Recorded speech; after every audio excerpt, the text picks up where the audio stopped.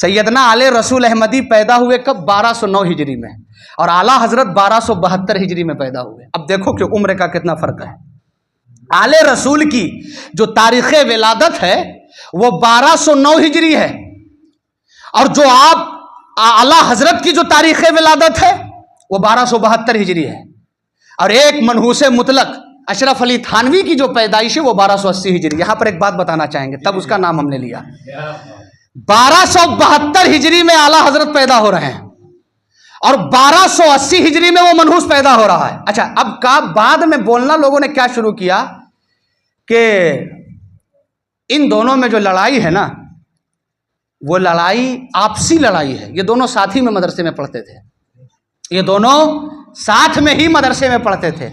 अब यहां पर सुनो, यहां पर दो बातें बताएंगे जो आपको ये पूरी बात समझ में आ जाएगी। आला हजरत फरमाते हैं कि जब मेरी 3.5 साल की उम्र हुई, एक अरबियन शख्स को मैंने देखा। अरबी वज़ाकता में थे, अरबी लिबास पहने हुए थे, आकर मुझसे अरबी में मुझसे खिताब करने लगे। तो आला हजरत फरमाते हैं कि मैं भी 3.5 साल की उम्र में अरबी बोलने लगा। अच्छा, आला हजरत अरबियन है? अरे भाई, आला हजरत तो हिंदी है ना, हिंदुस्तान की ज़बान उर्दू है, तो भाई आपको तो उर्दू बोलनी। अच्छा, 3.5 साल में कौन सी लुगत आपने पढ़ ली थी? कौन सा नहव आपने पढ़ा था? कौन सा सर्फ आपने पढ़ा था? आज जाकर एक आदमी जो है 11 साल 9 साल 7 साल मदरसे में जाकर जो है खूब झूम रहा है, खूब याद कर रहा है, वही दाल, वही आटा, वही चावल, वही पतली पतली दाल खा खा कर जो है ना खूब जो है फाला फाला फालू कर रहा है। तो 7 साल के बाद जो है जाकर कुछ सलाहियत हो रही है पढ़ने के बाद। आला हजरत को 3.5 साल में जो है कौन सी जो है अरबी आ गई थी, कौन सा सर्फ पढ़ा था, कौन सा नहव पढ़ा था। अच्छा, घंटों आप खिताब करते रहे उससे, और आला हजरत फरमाते हैं कि जब उसने अरबी में मुझसे खिताब किया तो मैं भी अरबी बोलने लगा, लेकिन यकायक वो बुजुर्ग गायब हो गए। आज तक मैंने जिंदगी में उसे दोबारा नहीं देखा। अब अल्लाह जाने वो कौन थे, अल्लाह जाने वो कौन थे। 3.5 साल की उम्र में, अच्छा कितना हुआ? 72 और 3 75, 1275 हिजरी में आला हजरत अरबी बोल रहे हैं। अभी वो पेट में भी नहीं है, अभी वो मनहूस पेट में भी नहीं है, ये अरबी बोल रहे हैं। अच्छा, जब आपकी उम्र 6 साल की हुई तो 12 रबीउन नूर के मौके से आपने 3 या 4 घंटा हुजूर की सीरत पर तकरीर की है 6 साल की उम्र में। तो कितना हो गया?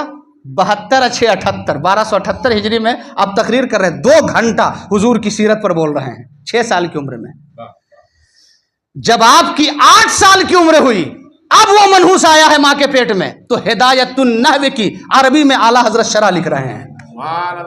अच्छा, ये मदरसा कब गए? जरा उनसे पूछो कि मदरसा कब गए। आला हजरत तो जो है अरबी में शरह लिख रहे हैं हिदायतुन नहव की। अच्छा, 1284 हिजरी जब आई तो आला हजरत की उस वक्त उम्र जो हुई 8 और 4 12 साल, और इस मनहूस की उम्र 4 साल। तो 4 साल में ये जनाब कह रहे हैं कि एक रोज मेरे बड़े भाई ने मुझ पर पेशाब कर दिया। क्या? अच्छा, लिखा है भाई, ये कोई जो है ना किस्सा हम नहीं सुना रहे हैं। आप जो है अशरफ अली थानवी की जो सीरत पर किताब लिखी गई है ना, उसमें बताते हैं ये वाकयात मनकूल हैं अशरफ उस जमाने में। तो क्या हुआ, क्या बोला कि मेरे बड़े भाई ने मुझ पर पेशाब कर दिया। तो ये कहता है कि मैं भी कम थोड़ी था, मैं भी उठा और अपने बड़े भाई के ऊपर मैंने पेशाब कर दिया। तो कहता है कि जो हम दोनों भाइयों को सूझती थी वो किसी को नहीं सूझती थी। ये 4 साल की उम्र में बड़े भाई पर पेशाब कर रहा है, और आला हजरत 13 साल की उम्र में पहला फतवा लिख रहे हैं। जरा समझो, अभी ये मदरसा भी नहीं गया है, आला हजरत पहला फतवा लिख रहे हैं। तब आप ये कैसे लोग ये कैसे कह देते हैं कि दोनों साथ में मदरसा? ये जो है ना जाहिलों को वरगलाया। इसीलिए कहते हैं ना कि जमात रज़ाए मुस्तफ़ा की मजलिस में शरीक रहो, बहुत कुछ सीखने को मिलेगा, बहुत कुछ जानकारी होगी, जानकारी में इजाफा होगा। जब ये सारी बातों को आप जानते चलेंगे तो कोई बदबख्त आपको गुमराह नहीं कर सकेगा। जब ये कहेगा दोनों साथ में मदरसा में पढ़ रहे थे, तब आप कह दोगे आला हजरत जब पहला फतवा लिख रहे थे वो तो अपने बड़े भाई पर पेशाब कर रहा था। ये कौन सी सीरत तुम बयान कर रहे हो? तो आला हजरत की तारीख़ विलादत कब है? 1272 हिजरी, इसको याद कर लीजिएगा, 1272 हिजरी। अच्छा, आला हजरत रजी अल्लाह ताला अन्हु, ये आपका वक्त गुजरता चला गया। अब यहां पर चंद बातें आपको हम बता देना चाहेंगे, इसलिए कि एक कुरान मुकद्दस की आयत करीमा की तिलावत का शरफ हासिल किया है। फौका कुल्ले ज़ी इल्मिन अलीम, हर इल्म वाले के ऊपर एक इल्म वाला है। कोई ये दावा नहीं कर सकता, कोई भी ये दावा नहीं कर सकता कि वो मुझसे बड़ा आलिम है। वो कैसे हो सकता है? सबसे बड़े आलिम हम हैं, ऐसा हरगिज नहीं। इसलिए कि हर इल्म वाले के ऊपर एक इल्म वाला है। इसको आप जहन में रखें कि आला हजरत रजी अल्लाह ताला अन्हो कैसे कैसे उलूम आते थे, कितनी महारत थी आला हजरत को। हजरत मुहद्दिस सूरती अलैहि रहमत व रिजवान, जो मुहद्दिस आज़म हिंद के उस्ताद हैं, ये इतने बड़े मुहद्दिस थे, पीलीभीत में रहते थे, लेकिन कोई महीना ऐसा नहीं गुजरता जो पीलीभीत से बरेली नहीं आते आला हजरत से मुलाकात के लिए।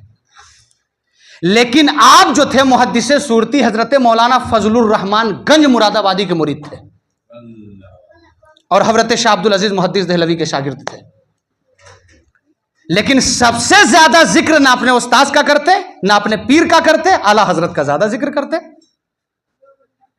सरकार मुहद्दिस आज़म हिंद ने एक दिन पूछ लिया कि हुजूर एक बात मुझे समझ में नहीं आती। अरे देखो, जिक्र आला हजरत सिर्फ जाहिलों की महफिल में नहीं हो रहा है, बड़े बड़े मुहद्दिस की महफिल में जिक्र इमाम अहमद रजा हो रहा है। कैसा जिक्र है?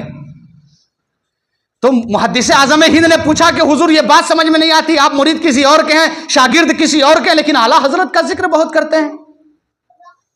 तो मुहद्दिस सूरती बरजस्ता जवाब देते हैं कि जो इनाम मुझे अहमद रजा से मिला है वो किसी और से नहीं मिला है।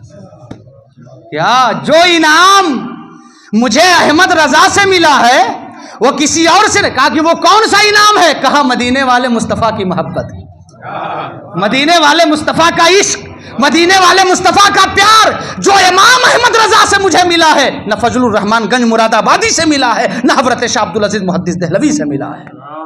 वो आला हजरत हैं। ऐसी जात इमाम अहमद रजा की है। अब एक आखिरी बात बता देते हैं कि दस्तरखान, अच्छा, महीने में ऐसा होता कभी ना कभी एक दस्तरखान पर ये दोनों होते, एक दस्तरखान पर ये दोनों होते, आला हजरत और मुहद्दिस सूरती। एक दस्तरखान बिछा, जब बिछा ना, देखो मुहद्दिस सूरती इतने बड़े मुहद्दिस थे, आला हजरत फरमाया करते थे कि आप बहुत बड़े मुहद्दिस हैं। लेकिन जब ये बरेली शरीफ जाते ना तो सबसे पहले सलाम करते और आला हजरत खड़े हो जाते, पहले मुसाफा करते, फिर उसके बाद गले मिलते और एक दूसरे का हाथ चूमते। ये प्यार था, ये मोहब्बत थी आपस में। एक बार दस्तरखान लगा और दस्तरखान पर शायद की बात खाने में बैगन आ गया, खाने में बैगन आ गया, और ये बैगन जो है मुहद्दिस सूरती को बहुत पसंद था, बहुत पसंद था। तो अब लोगों ने ये समझा कि मुहद्दिस साहब को बैगन बहुत पसंद है, तो जो है दस्तरखान पर ले आते हैं। जरा समझो। अच्छा, एक बात इसी से रिलेटेड एक बात मेरे जहन में आ गई है। ये मेरा इमाम है, ये मेरा इमाम है। दस्तरखान पर जब बैगन आया ना तो आला हजरत ने देखा कि मुहद्दिस साहब बड़ी चोट से बैगन खा रहे हैं। तो आला हजरत बरजस्ता फरमाते हैं कि मुहद्दिस साहब, क्या हदीस पाक में इसकी कोई फजीलत आई है? अब देखो, ये दस्तरखान पर बहस हो रही है, ये खाने पर बात हो रही है, ये कोई दरसगाह नहीं है या कोई ऐसा हुजरा नहीं है, खाना चल रहा है भाई, दस्तरखान लगा हुआ है। तो मुहद्दिस सूरती ने 16 हदीसें पढ़ दी बैगन की फजीलत पर। कैसा इल्म है, अल्लाह अकबर। 16 हदीसें जो है ना बैगन की फजीलत पर पढ़ दी। लेकिन ताज्जुब ये नहीं, फिर वो जुमला हम दोहराएंगे, ताज्जुब ये नहीं कि मुहद्दिस सूरती फजीलत में 16 हदीस पढ़ रहे हैं। ताज्जुब ये है कि आला हजरत ने तमाम हदीस को ज़ईफ करार दिया। ये आला हजरत का इल्म है। जो जो हदीस उन्होंने पढ़ी थी ना, कहा कि मौलाना ये हदीस तो ज़ईफ है, ये हदीस तो ज़ईफ है, और उसके अलावा 20 से ज़ायद आला हजरत ने बैगन की फजीलत पर हदीस सुना दी है। ये मेरे इमाम का इल्म है दस्तरखान पर। अब मनहूस का इल्म देखो कैसा है। जब उसके पास खाना आया, ये तो इमाम का है ना कि बैगन आया तो दोनों में बात हो रही है, घंटों बात चल रही है। जब उस मनहूस के पास खाना आया तो उसने कहा कि कमरे का दरवाज़ा लगा दो और मुझे अकेला छोड़ दो, इसलिए खाने में डिस्टर्ब नहीं होना चाहिए। किसी से बात नहीं करेंगे, बात होगी तो हम मुकम्मल तौर से खाना नहीं खा पाएंगे। ऐसा करो कि दस्तरखान मेरे कमरे में तन्हा लगाओ और कमरे का दरवाजा लगा दो, जितना जी चाहेगा मैं खाऊंगा। यह तो उस मनहूस का इल्म है। और मेरे इमाम का इल्म देखो कि दस्तरखान पर बैठकर भी बैगन की फजीलत पर मेरा इमाम हदीस सुना रहा है, मेरा इमाम जो है हदीस पढ़ रहा है। अगर ऐसे इमाम की पैरवी ना करोगे तो किसकी करोगे? ऐसे ही इमाम को इमाम अहमद रजा कहा जाता है, ऐसे ही इमाम को आला हजरत कहा जाता है, ऐसे ही इमाम को जो है हज़रत आले रसूल मारह रवी की बारगाह का परवरदा कहा जाता है। ये मेरा इमाम है।